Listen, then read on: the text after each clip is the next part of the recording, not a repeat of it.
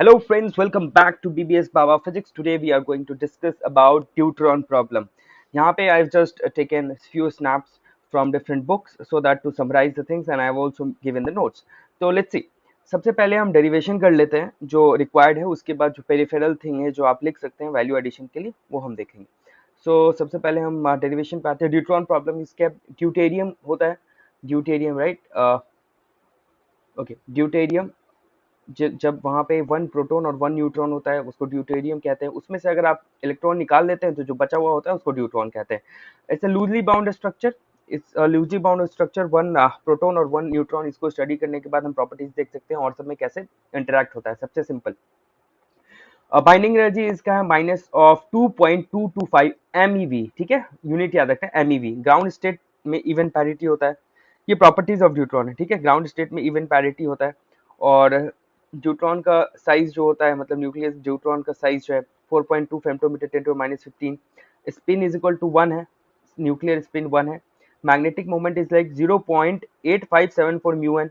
0.8574 mu N. ठीक है. Quadrupole moment क्या है? प्लस ऑफ 0.00282 प्लस है. इसका मतलब क्या होगा? प्रोलेट स्ट्रक्चर होगा. बार्न 1 बार्न इंटू -28 मीटर स्क्वायर होता है. ठीक है.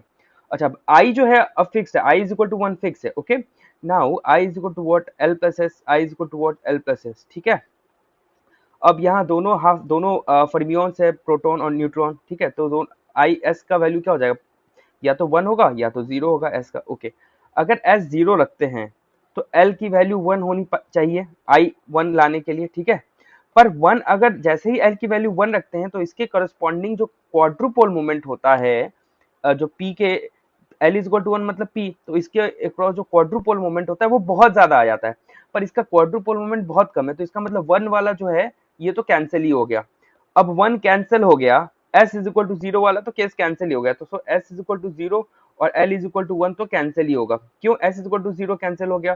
क्योंकि एस इज इक्वल टू 0 होगा तो उसके लिए एल इज इक्वल टू 1 होना पड़ेगा और एल इज इक्वल टू 1 होगा तो क्वाड्रुपोल मूवमेंट बहुत बड़ा होगा और क्वाड्रुपोल मूवमेंट बहुत छोटा है. इसका मतलब L cancel, L is equal to 1 cancel हो गया, L is equal to 1 cancel हो गया. इसका मतलब S is equal to 0 cancel हो गया. ठीक. नाउ हमारे पास अब बचा L, S is equal to 1 बचा और L, L is equal to what? अब देखिए I is equal to L plus S है ना. तो S is equal to 1, L is equal to क्या मान लीजिए ऐसे लिखते हैं, L is equal to 1 minus of S dot plus 1 I plus S. ठीक है, दोनों केस लेके चलते हैं. ठीक है. अब देखिए आई 1 -1 एक 0 और एक 2 मतलब 0 1 2 एल की वैल्यू क्या हो सकती है? 0 1 2 पर 1 तो हट ही गया तो बचा क्या? 0 और 2. इसका मतलब S is equal to 1, L is equal to 0 और 2. डन. ये सब आ गया, समझ में आ गया. ये कैसा हो गया? 2s+1. इसका मतलब ये ट्रिपलेट स्टेट है. ट्रिपलेट स्टेट है ना. ग्राउंड स्टेट में अभी बात करेंगे, ट्रिपलेट स्टेट में रहेगा. अच्छा, अब देखते हैं आगे. Q इज इक्वल टू 0 होता है तो sphere floret. Q greater than 0 तो यहाँ देख रहे हैं Q ग्रेटर देन 0 तो फ्लोरेट स्ट्रक्चर होगा. Oblate less than 0. अच्छा, आगे देखते हैं.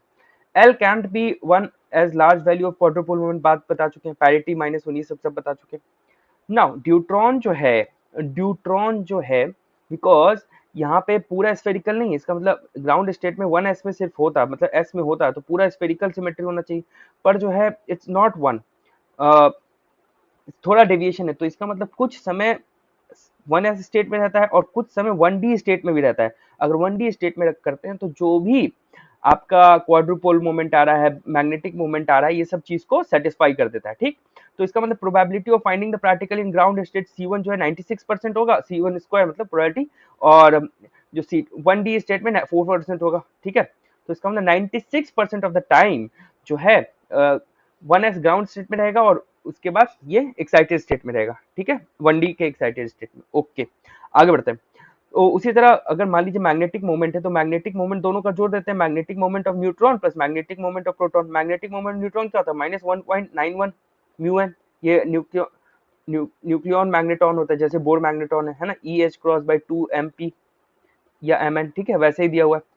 तो वो होता है -1.91 म्यू एन प्लस प्रोटॉन का होता है +2.793 +2.793. दोनों को जोड़ते हैं तो आता है 0.0883 म्यू एन. पर जो एक्सपेरिमेंटल वैल्यू है वो दिखाता है 0.8574 म्यू एन. इसका मतलब क्या हो गया ये सब तो जो वैल्यू लिखे थे ये ग्राउंड स्टेट में लिखे, तो इसका पर एक्सपेरिमेंटल वैल्यू भी दूसरा है। इसका मतलब क्या हो गया कि पूरी तरह ग्राउंड स्टेट में नहीं रहता है, मतलब 1s में रहता है, वही मैंने आपको बताया कुछ समय मतलब 1d में भी रह रहा है, ठीक है। तो ये हमने कर लिया, ओके। ये सब बात कर लिया। फोर्स क्या है, नॉन सेंट्रल फोर्स लग रहा है। नॉन सेंट्रल फोर्स देखिए कैसे, क्योंकि कुछ समय zero L is equal to 0 2, कुछ समय L S is equal to S में स्टेट में था तो एल इज इक्वल टू 0 था, डी में हो गया तो एल इज इक्वल टू 2 था। इसका मतलब क्या, एल चेंज हो रहा है, एंगुलर मोमेंटम चेंज हो रहा है, correct. Angular torque is equal to क्या होता है, do L by do t, है ना, चेंज ऑफ एंगुलर मोमेंटम। तो एल तो चेंज हो रहा है, इसका मतलब क्या हो गया, एल चेंज हो गया, torque is equal to r cross F, है ना, इज नॉट इक्वल टू 0 है। इसका मतलब क्या, नॉन सेंट्रल फोर्स हो गया। समझ में आ रहा है क्यों नॉन सेंट्रल फोर्स हो गया, नॉन सेंट्रल फोर्स है, स्पिन डिपेंडेंट है, ठीक। Now going from 1s to 1, the angular momentum changing, torque not equal to 0, strong force is non-central, prove कर दिया, ठीक। आगे बढ़ते हैं। By this observation of mu and quadrupole moment and I is equal to 0, non-central, wave function should be a combination of ground state and excited state, ठीक है। अब जो है बहुत सारा अलग अलग पोटेंशियल होता है, मैंने स्क्वायर पोटेंशियल सिंपल, ये यूकावा पोटेंशियल हो सकता है, एक्सपोनेंशियल पोटेंशियल हो सकता है, वुड सेक्शन पोटेंशियल हो सकता है, सिंपलेस्ट केस लग रहे हैं Yukawa potential, sorry square potential. क्या कह दिया कि 0 से r is equal to R तक जो है वी नॉट लग रहा है पोटेंशियल, बाद बाकी इसके आगे 0 है, ओके। अब देखते हैं आगे, मतलब कि शॉर्ट रेंज है न्यूक्लियर फोर्स का, ठीक है। अभी सारी चीज को हम लोग दोबारा देखेंगे ऊपर सारे थ्योरी के साथ।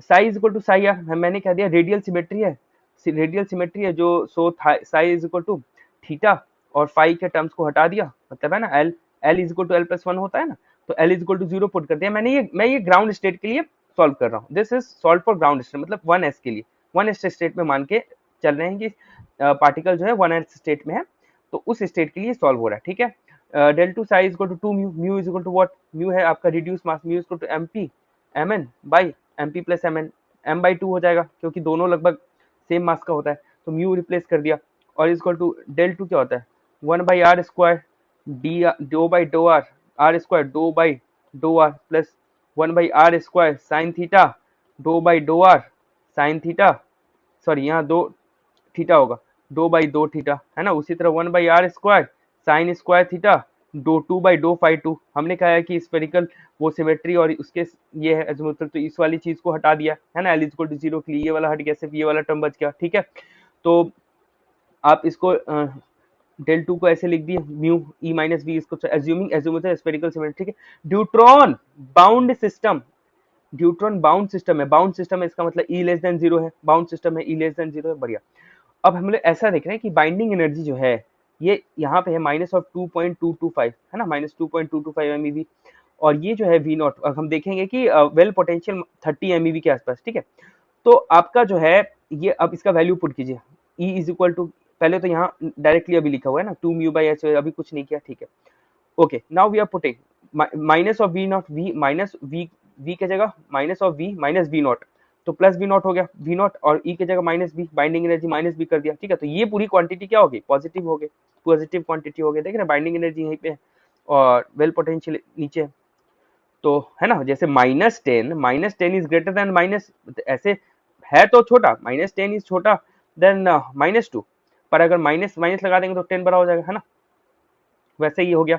नाउ अब इसको आप क्या कर दीजिए, अब इसका k1 स्क्वायर लिख दिए, k1 square is equal to what 2 mu by H cot square V naught minus B, ये पॉजिटिव क्वांटिटी है, ये पॉजिटिव, तो कैसी सॉल्यूशन होगी, कॉम्प्लेक्स सॉल्यूशन, ट्रिग्नोमेट्रिक सॉल्यूशन वैसे कह सकते हैं।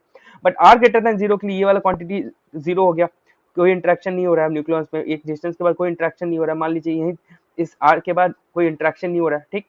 तो अब जो है ये वाला क्वांटिटी 0 हो गया, तो ये माइनस आ गया, माइनस, ये अब एक्सपोनेंशियल सॉल्यूशन होगा इसका, इसका क्या होगा k2 स्क्वायर मान लिए 2 mu B by H square, इसका क्या होगा सॉल्यूशन, एक्सपोनेंशियल सॉल्यूशन होगा, okay.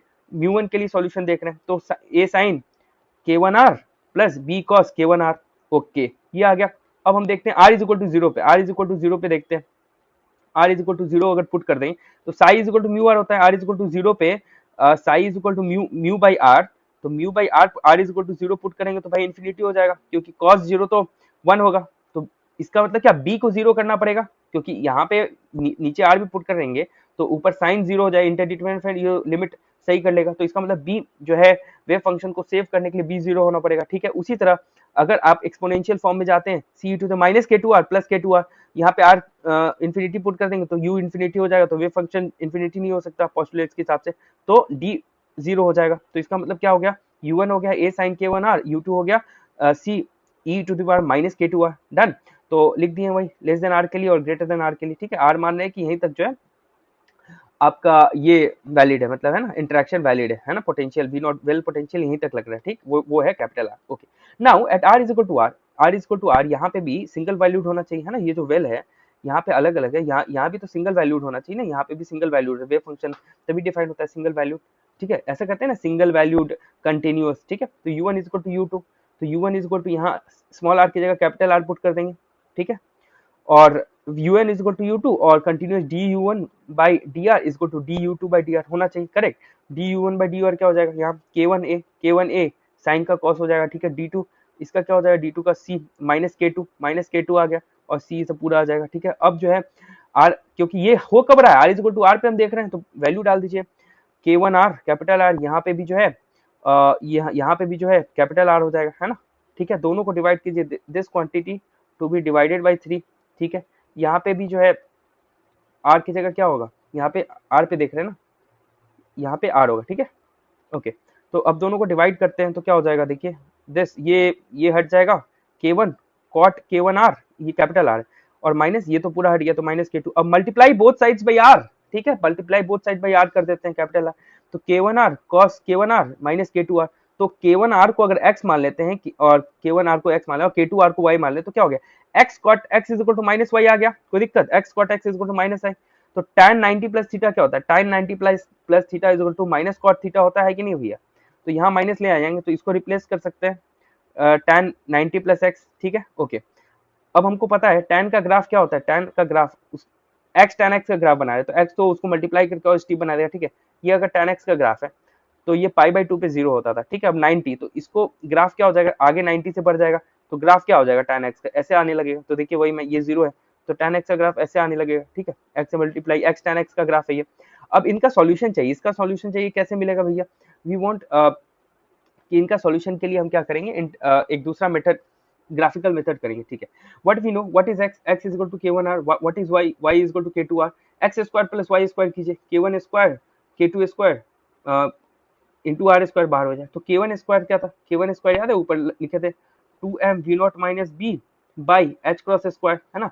k2 square is equal to क्या था, 2mb by H cross square, दोनों को जोड़ दीजिए, ये वाला तो टर्म कट जाएगा, बचेगा 2m v naught by H cross square, वही लिखा हुआ है 2m v naught by H cross square R square. इसका मतलब क्या है, हम I know I need the solution. ठीक है, इसका मतलब ये भी सेटिस्फाई कर रहा है और ये भी सेटिस्फाई कर रहा है। ठीक है, so we need the solution of this equations. तो इसका सॉल्यूशन कैसे आएगा, इसका सॉल्यूशन ग्राफिकल मेथड से आएगा, जहां इंटरेक्शन होगा, जहां इंटरसेक्शन होगा। आप ये क्या है, this is the equation of a circle, this is the equation of a circle, equation of a circle, right. तो आप सर्कल बनाइए, और ये क्या है, x tan x यहाँ इज इक्वल टू y। ठीक है, वो आप बना दिए। Now what we are doing now, हम अब क्या चाह रहे हैं, अब देखिए आर स्क्वायर, ये जो आर स्क्वायर मैंने ये जो आर स्क्वायर, ये सर्कल के लिए आर लिख दिया है, मतलब ये सर्कल का रेडियस वाला आर है, आप कुछ भी ले सकते थे, पर मैंने सर्कल का रेडियस का आर लिखा। ठीक है, इक्वेशन ऑफ सर्कल के लिए रेडियस वाला आर किया। Now at least one solution in इस इक्वेशन और इस इक्वेशन का एक भी सॉल्यूशन चाहिए, एटलीस्ट फॉर वन सेवन। इसका मतलब क्या है कि जो सर्कल का रेडियस है, क्योंकि निगेटिव वाला वैल्यू हम नहीं लेंगे, क्योंकि पॉजिटिव वाला only we have to consider, negative Y का कोई मतलब नहीं है ना, निगेटिव यहाँ पे वाई का कोई मतलब नहीं। तो पॉजिटिव यहाँ पे मिनिमम वन इंटरेक्शन के लिए क्या, सर्कल को पाई, ये जो है रेडियस पाई बाई 2 तक होना पड़ेगा मिनिमम। ठीक है, मिनिमम पाई बाई 2 होना पड़ेगा। रेडियस आर स्क्वायर क्या है, 2m h cross square v naught R square. इसका मतलब ये, इसकी वैल्यू मिनिमम कितनी होनी चाहिए, मिनिमम एक, एटलीस्ट वन सॉल्यूशन के लिए this is equal to pi by 2 का होल स्क्वायर होना चाहिए, है ना। पर फॉर एटलीस्ट वन सॉल्यूशन, मैं वन सॉल्यूशन नहीं बोल रहा, एटलीस्ट मतलब, तो r इज ग्रेटर देन होना चाहिए, तो आर स्क्वायर ग्रेटर देन होना चाहिए पाई स्क्वायर बाई 4। ठीक है, तो अब आर स्क्वायर की जगह ये वाला वैल्यू पुट कर दीजिए, तो ये वाली वैल्यू पुट कर दिए, तो इसका मतलब क्या हो गया, this in V naught R square, मतलब एटलीस्ट वन सॉल्यूशन के लिए कंडीशन आ गया, एटलीस्ट वन सॉल्यूशन के लिए कंडीशन आ गया। ठीक है, एटलीस्ट वन सॉल्यूशन के लिए कंडीशन आ गया। अच्छा, अब देखते हैं, and now we are doing zeroth approximation. अब हमको क्या करना है, जीरोथ अप्रोक्सीमेशन करना है। जीरोथ अप्रोक्सीमेशन क्या होगा, हम लोग अज्यूम कर देते हैं, let's assume that the strong interaction is acting throughout the whole nucleus. मैं मान लेता हूँ कि स्ट्रॉन्ग इंटरेक्शन यहाँ जो आ रहा है वो थ्रू आउट द न्यूक्लियस कर दिया, मतलब जो साइज ऑफ द ड्यूट्रॉन है, मान लीजिए पहले आर मान लेते हैं, आर हमारा, मैंने माना था कि यहीं तक जो है स्ट्रॉन्ग इंटरेक्शन हो रहा है, पर हम कह रहे हैं कि इसी को जीरोथ अप्रोक्सीमेशन में मैंने क्या दिया है, जितना भी साइज ऑफ द ड्यूट्रॉन है उसके पूरे में, ये जो है उसके पूरे में जो है स्ट्रॉन्ग इंटरेक्शन हो रहा है।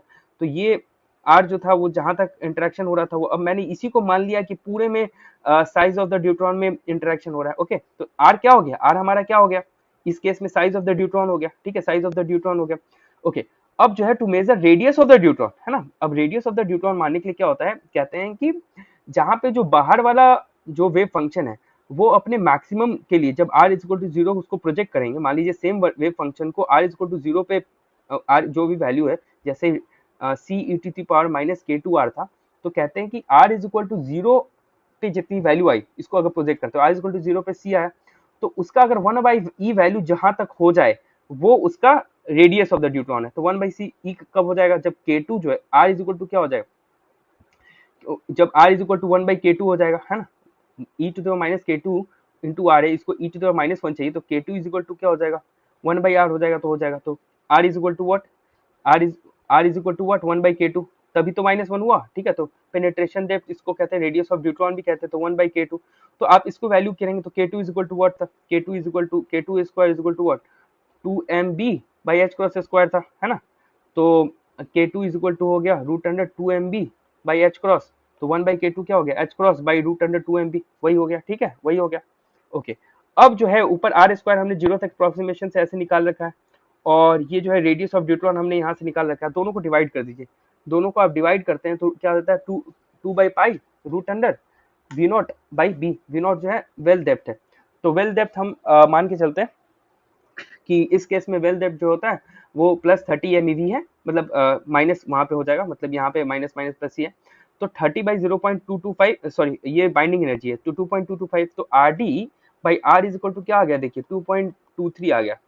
इसका मतलब क्या हो गया, इसका मतलब क्या हो गया, इसका मतलब हो गया R is R D by two, है ना, इसका मतलब क्या है कि आर डी जो है रेडियस ऑफ जो ड्यूट्रॉन है वो आर से बड़ा है। आर क्या था, जहां तक आपका इंटरेक्शन हो रहा था, जहां तक वी नॉट था वो था आर आपका, है ना, तो इसका मतलब क्या हो गया कि रेडियस मान लीजिए ड्यूट्रॉन का यहाँ तक है पर इंटरेक्शन जो है यहीं तक हो रहा है, तो इसका मतलब क्या कह सकते हैं कि this is a loosely bound, है ना, हेंस लूजली बाउंड स्ट्रक्चर, मतलब पूरे में इंटरेक्शन नहीं हो रहा तो लूजली बाउंड, इसलिए आप R is equal to R D by two, इससे आप कह सकते हैं लूजली बाउंड। आर डी क्या है, आर डी निकालते हैं स्कैटरिंग एक्सपेरिमेंट से 4.2 फर्मी, और कहाँ तक एक्ट कर रहा है strong force, R is equal to 2.1 femtometre या फर्मी दोनों बोलते हैं। ठीक है, अज्यूम, तो ये आपका डेरिवेशन हो गया कैसे लूजली बाउंड है। अच्छा, अब देखिए नेचर ऑफ वेव फंक्शन क्या है, नेचर ऑफ वेव फंक्शन क्या है, nature of neutron wave function जो होगा, अब आपका डायग्राम बनाना है। ठीक है, तो ये जो नीचे से आ रहा है ये अंदर है ए साइन के वन आर, ठीक, यहाँ आया और यहाँ पे आके नीचे चला जाएगा। ठीक है, तो ये दूसरा है, ये दूसरा है, पर यहाँ पे स्मूथ होगा। ठीक, अगर ये क्या है, ये ग्राउंड स्टेट के लिए। Now we have internal function sinusoidal whereas the external pulse v is decreasing exponential, these two function joins smoothly, यहाँ पे स्मूथ है ना, r is equal to b, मतलब यहाँ नोटेशन अलग दिया मैंने बुक से लिया, तो यहाँ जो r है कैपिटल r है यहाँ, if u has a negative slope, सही बात है, यहाँ बढ़ते नहीं रहना चाहिए, नहीं तो कंटिन्यूअस वगैरह नहीं हो, नेगेटिव स्लोप हो जाना चाहिए आगे करके। ठीक है, नेगेटिव फ्लो। अब कह रहा है कि इस ऐसा होने के लिए, जैसे एक लूप है, एक साइनोसॉइडल लूप ऐसे होगा, तो कह रहा है कि ये कंटिन्यूअस होने के लिए ऐसे ये आधा है ना, तो कह रहा है कि आर जब R is equal to capital R हो जाए तो आधा से ज्यादा तक यहाँ पे होगा। ठीक है, वही कह रहा है, आधा से ज्यादा तक लूप यहाँ से हुआ और ऐसे ही हुआ, वही बात यहाँ लिख दिया है, slightly greater than half of the loop in the sine, and कोई भी नोड नहीं है, कोई भी नोड नहीं है, इसको नहीं मानिए, यहाँ पे बीच में कोई भी नोड नहीं है। ठीक है, and N is equal to one state के लिए, N is equal to one higher state पे थोड़ा जा रहे हैं, मतलब इसी में, इसी केस में N is equal to one जा रहे हैं, तो मतलब और सॉल्यूशंस के लिए वो कह रहा है, और सॉल्यूशंस के लिए, ऐसा नहीं कि ग्राउंड स्टेट में ही अब N is equal to one जा रहे हैं। तो अब फुल लूप, अब देखिए one full loop slightly more than half of the sine curve, देखिए वन फुल लूप है पर एक slightly more than half of the sine curve. ठीक है, इसी तरह बना दीजिएगा, ये डायग्राम बना दीजिए काफी। ठीक है, ओके, यहाँ पे wave function with decreasing and ये सब ठीक है, हटाइए, एक एक नॉड है यहाँ पे, है ना।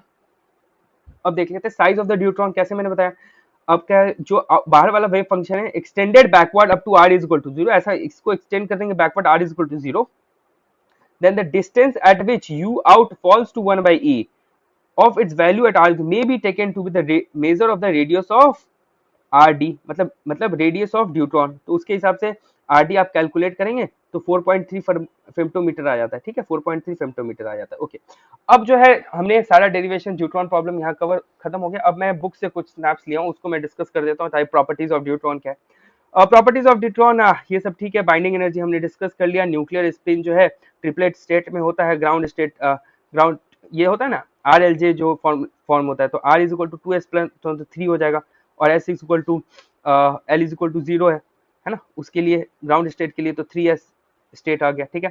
पैरिटी हमने कह दिया, पैरिटी इवन है। मैग्नेटिक मोमेंट हमने देख लिया, नॉट एग्जैक्टली दोनों का जोड़ के नहीं है, क्यों नहीं है जोड़ के, because it is not exactly 100% in the ground state, है ना। और क्वाड्रोपोल मोमेंट भी पॉजिटिव में है, तो इसका मतलब प्रोलेट है। प्रोलेट क्यों है, क्योंकि क्यू ग्रेटर देन 0 है, ठीक है।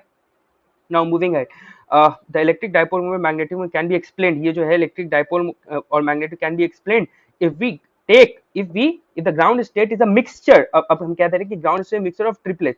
ग्राउंड स्टेट सिर्फ जो है ये ट्रिपलेट स्टेट एस वाले में नहीं है।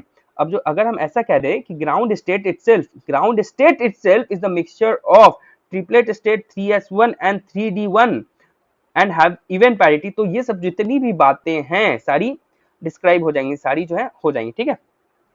ओके, वो सब देख ही दिया कि इसमें जो है 96% रहता है, इसमें 4% होता है, ठीक है। अब एक बहुत सुंदर सा बात इसमें लिखा हुआ, न्यूट्रॉन के पास तो कोई चार्ज नहीं है, ठीक है, तो इसका मतलब force between neutron and proton तो इलेक्ट्रिकल हो नहीं सकता, ठीक। और force can not be magnetic. Magnetic क्यों नहीं हुआ, क्योंकि मैग्नेटिक मोमेंट ही बहुत कम है, 0.8574 बहुत कम है, इसलिए मैग्नेटिक फोर्स तो नहीं हो सकता, क्योंकि बहुत ज्यादा एनर्जी देना पड़ता है टूटने के लिए। अच्छा, एक और बात देखिए, it can not be gravitational, क्योंकि मास भी बहुत छोटा है, ग्रेविटेशनल मास नहीं। सो हमको मानना पड़ेगा कि there is some nuclear force, a new type of force, ठीक है। अब ये फोर्स कैसा है, ये शॉर्ट रेंज है, अट्रैक्टिव है, along the line joining the two particles अगर है तो सेंट्रल फोर्स है, पर ऐसा अज्यूम किया गया, पर हम देखें कि सेंट्रल पूरी तरह नहीं है, क्योंकि L is equal to 2 state भी हो रहा है, ठीक है। अच्छा, force depends upon the separation of nucleon, यहाँ लिखा है not on the relative orientation, velocity पे नहीं, ओरिएंटेशन पे तो न्यूक्लियर स्पिन पे डिपेंड करता है, हमने देखा आगे, ठीक है। इसमें शुरू के एजम्पशन माना है कि ऐसे ऐसे एजम्पशंस करके हम बनाते हैं, जो ये वाला स्टेट बनाए थे उसमें वैलिड होता है, ठीक। तो ये कह रहा है ना फोर्स, ये सब देख लिया। अच्छा, जो स्क्वाडिंगर वेव इक्वेशन और टू बॉडी प्रॉब्लम सिंपल, अभी डेल टू लिख दिया। अब हम पूरा मान लीजिए लिखते हैं, अभी हम पूरा लिख रहे हैं, तो हम मैंने आपको बताया था R square sine theta, R square sine square theta doe 5 dt, ये भी मैंने पूरा लिखा है। अब देखिए, अब हम अज्यूम कर लेते हैं कि कि v जो है v r theta phi actually depends upon r only and not on theta and phi। the solution of the can be written as the product of r and theta, मतलब अलग अलग कर सकते हैं, जैसे थीटा r थीटा phi ऐसे होता था, तो याद है थीटा phi r और y phi थीटा कर सकते हैं, है ना, और इसका एल एल प्लस 1 होता है, आइगन वैल्यू आता है, ठीक है। तो उसी तरह अलग अलग किए जो हाइड्रोजन एटम प्रॉब्लम में करते हैं, तो दिस और यहाँ पे माइनस साइन और फाई का टर्म इधर आ जाता है। अब क्या देते हैं कि ये दोनों बराबर है, अलग अलग वेरिएबल्स है, तो इसका मतलब सम कांस्टेंट के बराबर होगा, तो दिस जो कांस्टेंट आता है वो एल एल प्लस 1 आ जाता है, तो उसी को इस तरफ कर देते हैं, तो ये जो हाइड्रोजन एटम वाला है वो यहाँ कर लिख दिया डायरेक्ट। अब हम कह रहे हैं कि द लास्ट टर्म, ये जो टर्म है इसको कहते हैं सेंट्रीफ्यूगल पोटेंशियल, इसको इस टर्म को कहते हैं centrifugal potential. Okay, centrifugal potential क्या करता है, जो न्यूक्लियॉन्स है उसको निकालने का कोशिश करता है, बाहर हटाने का कोशिश करता है। तो बेस्ट केस सिनेरियो क्या है कि हम इसको ही जीरो मान लें, है ना। एटलीस्ट अगर न्यूक्लियॉन साथ में है, इसका मतलब इसकी वैल्यू तो इससे तो बड़ी ही होनी चाहिए, है ना, तो मतलब कि जो अट्रैक्टिव है इससे तो बड़ा ही होना चाहिए। तो मैंने क्या, अगर मान लीजिए मैं 3s स्टेट में ले रहा हूँ, तो L इज इक्वल टू 0 ही हो गया ऐसे भी, तो इसको 0 मानिए, हटाइए, खत्म। तो भाई जो हमने जो डेरिवेशन किया है वो इस पे बेस्ड है। ओके, अब बहुत सारा अलग टाइप का पोटेंशियल, वेल पोटेंशियल हो गया, गॉसियन टाइप हो गया, तो minus V naught E to the power minus R by alpha whole square. उसी तरह exponential R by alpha, Yukawa थोड़ा याद रख लीजिएगा, वी नॉट माइनस मतलब एक्सपोनेंशियल जो है ना, एक्सपोनेंशियल में ही आर बाई अल्फा से डिवाइड कर दीजिए, बस आर बाई अल्फा। तो आप देखिएगा उसी तरह जैसे गॉसियन हो गया एक्सपोनेंशियल, युकावा थोड़ा साइड से ऐसे आएगा, एकदम पास से नहीं आएगा, ठीक है। हार्डकोर पोटेंशियल, अलग अलग हार्डकोर पोटेंशियल, ये सब हो गया, ठीक है। ड्यूटेरियम क्या, वही कह दिया, ड्यूटेरियम में से इलेक्ट्रॉन आ जाए, ड्यूट्रॉन बन जाएगा, ठीक है। एक और एक्सप्लेनेशन मैंने देखा था, ये सब बात हमने कर लिया है। एक और बात है कि बाइंडिंग एनर्जी जो है, बाइंडिंग एनर्जी ड्यूट्रॉन क्या 2.224 MeV है ना, प्लस माइनस, ठीक है। पर हमें जनरली देखते हैं बाइंडिंग एनर्जी एक ठीक ठाक इसका 8 MeV या 7 तो इसलिए deuteron is rather a weakly bound structure as compare to most of the other nuclei, है ना, क्योंकि बाइंडिंग एनर्जी पर न्यूक्लियन कर्व से देखते हैं। और ये बाइंडिंग एनर्जी कैसे पता चलता है, मान लीजिए रेडियो एक्टिव कैप्चर, आपने क्या किया, एक न्यूट्रॉन को bye hydrogen forming a deuteron, एक प्रोटॉन था, मतलब हाइड्रोजन था, एक प्रोटॉन और हाइड्रोजन था, उसमें आपने रेडियो एक्टिव न्यूट्रॉन उसमें अट्रैक्ट मतलब ये करा दिया, मतलब गामा पार्टिकल बाहर निकल रहा है, तो इसके साथ इसको हिट करके ये बन गया ड्यूट्रॉन। तो उस जो गामा पार्टिकल का जो एनर्जी होगा वही एनर्जी तो लूज क्या होगा, ये सिस्टम यही कह सकते हैं कि बाइंडिंग एनर्जी है, तो वो इतना ही आता है। अब I is equal to even parity, ये सब ध्यान रखना है, ये सब कर दिया हमने। L इज इक्वल टू 0, ये सब हो गया, क्वाड्रुपोल मोमेंट हो गया, डन। ये सब शॉर्ट रेंज फोर्स है, मैथमेटिकल नहीं पढ़ने, तो वही रेक्टेंगुलर वेल पोटेंशियल के लिए हमने सॉल्व किया था। वेल एक्सपोनेंशियल हो गया, यूकावा हो गया, यूकावा क्या कर दिया, इसमें बाई आर बाई बी से डिवाइड कर देते थे, है ना। और वुड सेक्शन पोटेंशियल बोलते हैं, अलग अलग है, इसका डायग्राम से देख लीजिएगा, ठीक है। उसी तरह हमने डिसाइड कर दिया लो if the lowest state is stable, if the lowest state is stable, the ground state of deuteron can be taken as this, है ना। ठीक है, अभी हमने क्या किया, if the lowest state is stable, that is the ground state of deuteron can be is taken to purely one, मतलब s वाले में the four, अगर इसमें सिर्फ s में ले लेंगे तो l is equal to 0 हो जाएगा, l is equal to torque मिलेगा तो उसको सेंट्रल कह देंगे, so उस केस में सिर्फ r is equal to 0, इसी केस के लिए हमने प्रूफ किया है। और हमने वही देखा ऊपर l is l plus 1, ठीक है। अब वही सेंट्रीफ्यूगल पोटेंशियल है, इसका काम क्या है, effect of tearing the neutron proton apart. तो we are must be at least attractive इतना ज्यादा होना चाहिए कि ये अगर बाहर निकालना चाह रहे हैं तो उसको कर सके, तो to compensate for the repulsive, ठीक है। तो L is equal to 0 state ले लिया है क्योंकि हम अभी उसके लिए सॉल्व कर रहे हैं, मतलब एकदम प्योरली जो है ऐसे स्टेट में हो, ठीक है। तो ये सब सॉल्व किया एंड अगेन जो हमने सॉल्व किया, सो हमने मोटा मोटी सारी चीजें डिस्कस कर ली हैं, आपको बता भी दिया है आप एग्जाम में क्या लिख सकते हैं, कौन कौन सी बातें। So this is the end of the lecture, thank you for watching, thank you very much.